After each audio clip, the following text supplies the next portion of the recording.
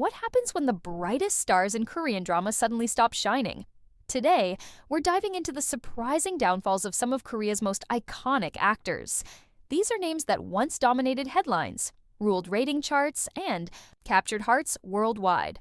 But now, they're barely being talked about, so stay with me till the end, because some of these stories might shock you. Ji Chang-wook used to be everywhere.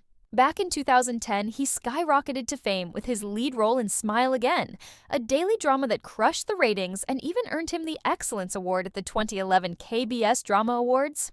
From there, his rise was unstoppable. He gained even more recognition through roles in Warrior Baek Dong-soo, Empress Ki, and Healer. By 2015, he wasn't just popular, he was considered the most popular Korean actor of the time. Fans loved him in action-packed dramas like The K2 and romantic thrillers like Suspicious Partner. Even the movie Fabricated City added to his list of successful projects. But things started to shift after his military service. When he returned, his comeback projects didn't meet expectations. Shows like Melting Me Softly and Backstreet Rookie received mixed reviews and low viewership. Melting Me Softly barely reached a 2% audience share, and Backstreet Rookie often failed to make the top 10 in its time slot. Even Love Struck in the City, which had promise, left many viewers disappointed. He then appeared in The Sound of Magic and If You Wish Upon Me, both of which struggled to impress audiences. His 2023 dramas, The Worst of Evil and Welcome to Samdal-ri, sparked a small comeback, but it didn't last. In 2024, Queen Woo became one of the worst-reviewed dramas of the year, and Gangnam B-side also failed to connect with viewers. His most recent show, My Name is Gabriel, flopped as well. Now award shows are overlooking him, and even his fans are questioning whether his acting still stands out. Critics and netizens say his performances lately have been forgettable, and the roles he's picking don't give him a chance to shine. Seung-ho started acting when he was just a kid, and by his teenage years, he already had a strong fan base. His big break came in 2015 with Remember War of the Sun. After that, shows like The Emperor, Owner of the Mask, and I'm Not a Robot made him a household name. But after 2018, things started to go downhill. His drama, My Strange Hero, didn't perform well, and the trend continued with Memorist and Moonshine. Even his 2023 project The Deal was mostly ignored. Many viewers feel like Seung-ho plays the same type of character over and over. While he's always been a skilled actor, the lack of variety in his roles is starting to hurt him. To bounce back, he might need to take a risk, try something deeper, more dramatic, and unexpected.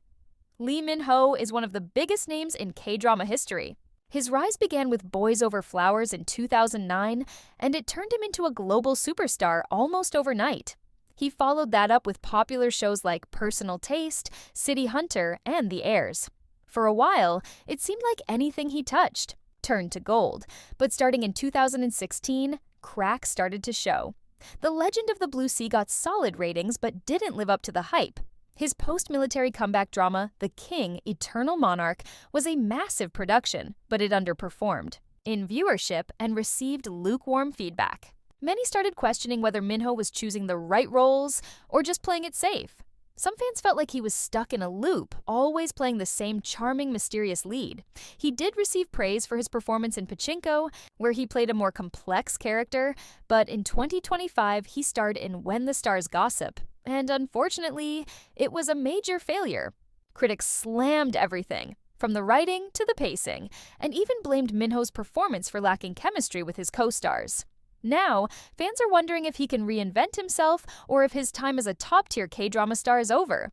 Lee Dong-wook has had a long and successful career. After My Girl in 2005, he slowly built a strong fan base. His popularity exploded again in 2016 thanks to Goblin, where he played the beloved Grim Reaper. After that, he had several hits like Life, Touch Your Heart, and Tale of the Nine-Tailed. But in 2021, his drama Bad and Crazy failed to connect with audiences and ratings dropped quickly. He bounced back briefly with Tale of the Nine-Tailed 1938 and A Shop for Killers, which were well received. But in 2025, The Divorce Insurance was a major misfire. Despite the hype, the show struggled to even reach 1% in audience share, making it one of the lowest-rated dramas in recent years. Many are now asking if Dong-wook can still carry a show, or if his star power is starting to fade. Gong Yoo is another legendary name in the K-drama world. His breakout came with Coffee Prince in 2007, and his roles in Goblin and Train to Busan made him an international icon. After 2016, he became more selective with his projects. While his 2019 film Kim Ji-young, born 1982, was praised, his next movie Seobok didn't do so well. Then came The Silent Sea, his drama comeback. Despite the hype, it left many fans underwhelmed. His short but memorable appearances in Squid Game brought him back into the spotlight, but only for a moment. In 2024, he led the drama The Trunk, and many hoped this would be a turning point. Sadly, it wasn't. The show was widely criticized for its slow pace and flat storytelling. Even Gong Yoo's star power couldn't save it. Now, despite still being beloved by many, Gong Yoo is struggling to generate excitement as a lead actor in new projects. Korean drama stars often shine bright, but sometimes that light fades faster than expected. The careers of Ji Chang-wook, Seung-ho, Lee Min-ho, Lee Dong-wook, and Gong Yoo show how quickly the tide can turn. Whether it's poor script choices, repetitive roles, or changing audience tastes, even the biggest stars aren't safe from flops. But one thing's for sure, the K-drama world always has room for a comeback. So, will these actors rise again? Or is this the end of an era? Let me know your thoughts in the comments. If you found this video interesting, don't forget to hit like and share it with other K-drama fans.